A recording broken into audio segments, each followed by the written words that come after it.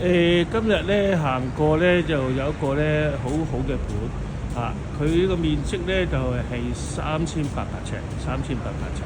咁聽個業主講咧，可能10蚊尺都得，可能10蚊尺都得。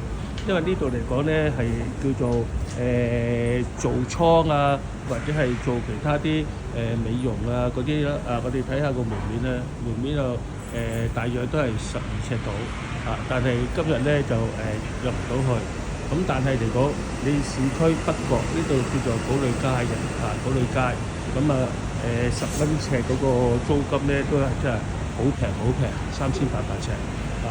咁啊有落去水三角段，但係呢啲一搞裝修呢200-300萬一定要嘅啊。但係諗住係做倉嘅，主要做倉咧，我覺得係最好，或者係擺下嘢啊咁咯。嗱，呢個就係北角下邊咧就地鐵站，下邊就地鐵站，都係算係好方便嘅。啊，睇下你哋有冇興趣睇睇啦。最主要都係嗰句10蚊尺，10蚊尺，真係好難揾喺個北角嘅地方。